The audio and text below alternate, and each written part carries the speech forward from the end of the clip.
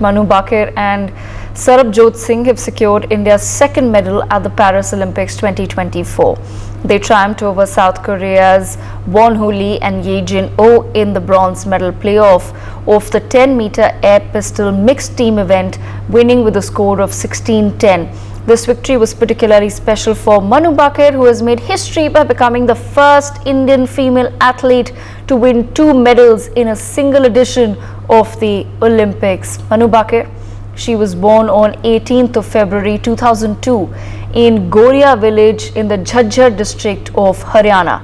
She showed early talent in sports like boxing, tennis and skating before focusing entirely on shooting. Her father, Ramkrishna Bhaker, is a chief engineer in the Merchant Navy, supported her initial training with a significant financial investment. At the age of 16, she won a gold medal at the 2018 Commonwealth Games, after which she became the youngest Indian to have achieved this feat. She continued her success at the International Shooting Sports Federation World Cup, winning multiple gold medals in events like the 10-meter air pistol and mixed team competitions. In 2018, Bhaker also clinched gold in the women's 10-meter air pistol event at the ISSF World Cup in Mexico, becoming the youngest Indian to win a gold in this competition as well. She also set a new Commonwealth Games record in the 10-meter women's air pistol event with a score of 240.9 points. She won multiple gold medals in the 10-meter air pistol mixed team event with different partners at various ISSF World Cups in 2019. She also contributed to India's team gold in the women's 25-meter pistol team event at the 2022 Asian Games. 3 years ago, Manu Bhaker was made the face of Indian shooting's failure at Tokyo 2020. Only a teenager then, she made her Olympic debut and she had a terrible experience, in fact, in all 3 events, compounded by a weapons malfunction that saw her break down at the range.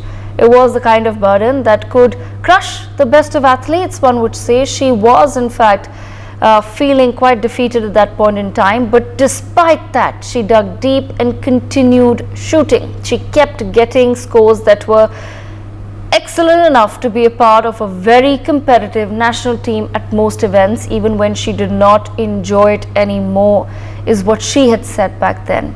And after 3 years, she has now scripted history. Meanwhile, Manu Bhaker's mother, Sumedha Bhaker, has expressed her joy at this great achievement of her daughter. Let's quickly listen in to what Manu Bhaker's mother has had to say.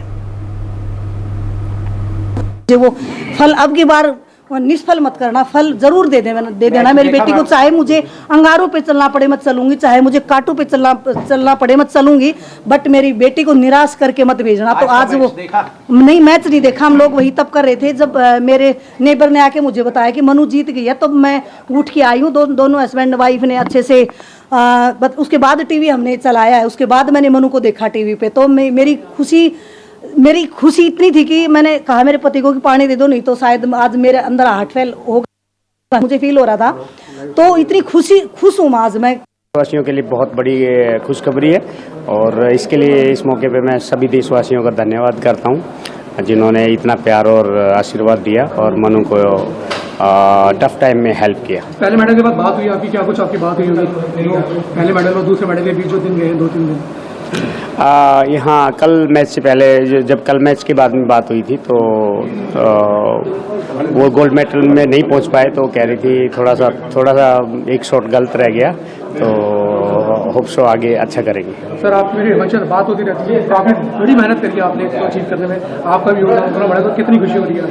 मेरे से ज़्यादा मेरी पत्नी ने मेहनत की है मनु पे, क्योंकि मैं तो जॉब करता हूँ, तो नेवी का जॉब थोड़ा सा ऐसा होता है कि समुद्र में जाना आता रहता है। फल अब की बार निष्फल मत करना, फल जरूर दे देना मेरी बेटी को। चाहे मुझे अंगारों पे चलना पड़े मत चलूंगी, चाहे मुझे कांटों पे चलना पड़े मत चलूंगी, बट मेरी बेटी को निराश करके मत भेजना। तो आज वो नहीं, मैच नहीं देखा, हम लोग वही तब कर रहे थे जब मेरे नेबर ने आके मुझे बताया कि मनु जीत गई है, तब मैं उठ के आई हूँ। दोनों हस्बैंड वाइफ ने अच्छे से उसके बाद टीवी हमने चलाया है, उसके बाद मैंने मनु को देखा टीवी पे। तो मेरी खुशी इतनी थी कि मैंने कहा मेरे पति को कि पानी दे दो, नहीं तो शायद आज मेरे अंदर हार्ट फेल होगा, मुझे फील हो रहा था, तो इतनी खुश हूँ आज मैं। All right, so there you heard it. Of course, the family is very, very happy right now. Sunil Yashkara also joins us on the broadcast. Sunil, what a day for India. Manu Bhaker, of course, everyone's extremely proud of her. She opened up a medal tally, but it's another big day. If you can just take our viewers through the details of both the events, Sunil, firstly. We'll have to go back to Tokyo Olympics. If we take a step back in the Tokyo Olympics, you must realize that Manu Bhaker was leading on the first few shots. She was there for the gold medal thing, and suddenly her pistol gets malfunction. And this is the worst nightmare for any sportsman. Right in the finals of Olympic medal, she just had the malfunction, and this could happen to anyone. And this happens once in a million kind of a moment. It happened then. She was distraught and she went into acute depression. I know it for a fact. She was present in our felicitation ceremony of Mr. Kartikeya Sharma at the Sports Fan Awards 2 years ago, and we particularly asked her what were the demons that she was fighting, what was she getting aggressive about things, how was she coping up with the failure of the Tokyo Olympics. And she was very calm and she was very philosophical, which players usually are when they lose out on a big thing. They say, okay, I've lost this medal, but this was never mine, so I'm focusing on the Paris 2024 Olympics. Now, what she did three things very strong. One is she got her mental aptitude very strong. Second point, which is most important, when a player makes a kind of a comeback, they have to let go of many things, and she let go of the social media. Third is she put a complete stop to all the surround sound that was kind of analyzing her and putting her into a spot, saying that she's no good, she's way past her prime. You must realize she is a special child who rose to prominence, as you said, at the age of 16. She's been winning medals since then, and she's been at number one in the world. 3 years ago, 4 years ago, she's been winning world championships. So what she did was she completely put a stop to the surround sound, only participated in the important world championship, which was very important to her, and she took it up there. See, Radhika, we must realize the peaking of the player is also important. And before the Olympic Games, you need to pick up and peak up in a progressive manner, and that's what she actually did. Coming back to this World Cup, this was not her pet event, but again, as luck would have it, she's got her medals. It's a team championship. Guess what? She's also there in the 20, as I could say, she's got India on the 22nd spot. Now India on day 2, day 4. Let's see where we are. We must be under 20, but she has one more event, and that's what the great positive shining silver lining on the horizon for us is, Radhika. And Sunil, at the same time, Sunil, by the way, it's Devika here. But at the same time, I just want to understand from you, Sunil, the fact that, the Olympics have just started and we've managed to now win these 2 medals already, thank you to the prowess of Manu Bhaker, and of course the whole country continues to cheer for her and the rest of Team India. But what does it do then psychologically for the rest of the teams as well? I'm glad you asked this question, and live on television in India. I must tell you, the contingent. I've been speaking to some of the players, Devika, and by the way, apologies, Radhika, Devika, I just messed up on that. I'm so excited about the medal. I've been speaking to the officials at the Paris Olympics Village. Great news is that they're kind of, every other person out there wants to have a feel of the medal, wants to know what it is like. It X them up for their competition. You must realize the best of the competition is still there. We are out in only 4 or 3 games. Rest 9 games are still there. So we have potential 12 medals in fray for us. When you look at, you've got the boxing. I know the boxing contingent was very excited. The badminton contingent was very excited. You had the big guns actually waiting for the 7th, 8th, 9th of August to go in. I'm talking about Sindhus of the world. You have Neeraj Chopra of the world. You have the wrestling Vinesh Fogart. Again, you must realize they may be young in their age, but this is their third or the second kind of Olympics. So what it does to them is that they come in with that kind of gravitas, experience behind them. They may not be very aged, but yes, they have a lots of experience. Talking about your answer, yes, the entire village, I know for a fact, is excited. If archery got us down, shooting has got us up. And if you're in the top 20, let me put it this way: if Manu Bhaker was a country, she would be at number 18 or 17 at this point of time. Glad she's from India, glad she's from Haryana. She's opened the gates for us, and this will definitely egg and nudge the other Olympians from the Indian contingent to do their best. And Sunil, it Devita. also becomes very important to then discuss her story. As we've said, honestly, even I didn't know personally what was the mental framework with which she's gone Yes. into some of the games recently, and it's so important to discuss that and make sure that people in our country, young sportsmen in our country, also understand, and perhaps that's something that the governments can then focus on, that once these contingents do come back, that they'd have regular interactions with the young people who are being groomed to go and represent India at all sorts of games in the near future, as to what it really takes to have that sort of mental capacity, to have the mental stamina.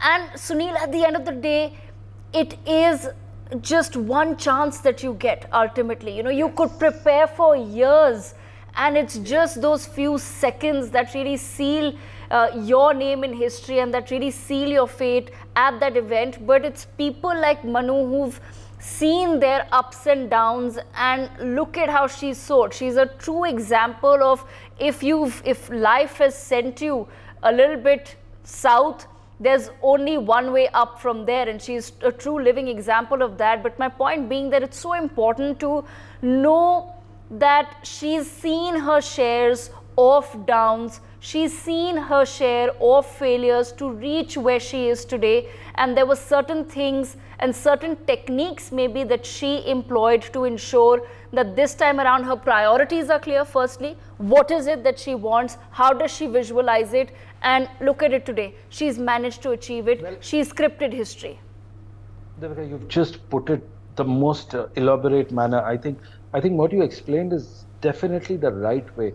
When I was looking at the Olympic medalist training at the shooting range, one thing came out: it is not even seconds, it's the fraction of a second that decides when to press that button and go for that shot. And I must tell you, Abhinav,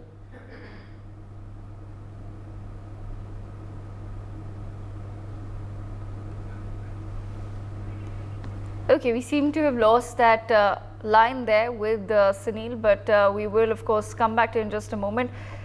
There's some breaking news also coming in.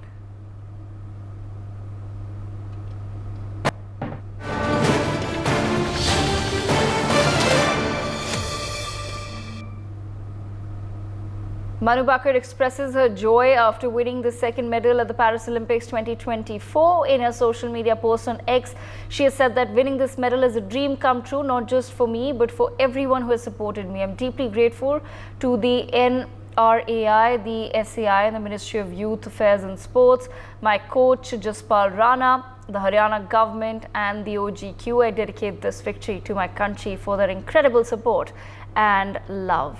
Wonderful message there by Manu Bhaker. Sunil, we had lost you there for a moment, but I was just informing our viewers that Manu Bhaker is also, of course, posted on social media, and she is just expressing her gratitude towards everyone who has supported her in this journey. But we were having an interesting conversation. I'll let you complete your thought on how crucial it is to ensure that everybody understands a person's journey and their story, that it's not just always, you're not always on that pedestal forever. Well, talking to you live, it just brings so many memories, and I'm going to take a cue from the post that you've just read out. She's thanked her coach in the Paris Olympics, Jaspal Rana. You must realize Jaspal Rana himself is an amazing player. He's got laurels to the country. But take a step back. 2020-21 Tokyo Olympics, she had a open spat with Jaspal Rana. Jaspal Rana kept on complaining about her. She kept on getting her back with the answer. She was getting at him, and it was a bad, sad public fight. But having said that, when we asked at our NewsX conclave in the Sports Awards, she was very clear that she's only focusing on the Paris Olympics. And we're talking about 28 months before the actual games. So she was mentally preparing. She had all the skills, she had all the power.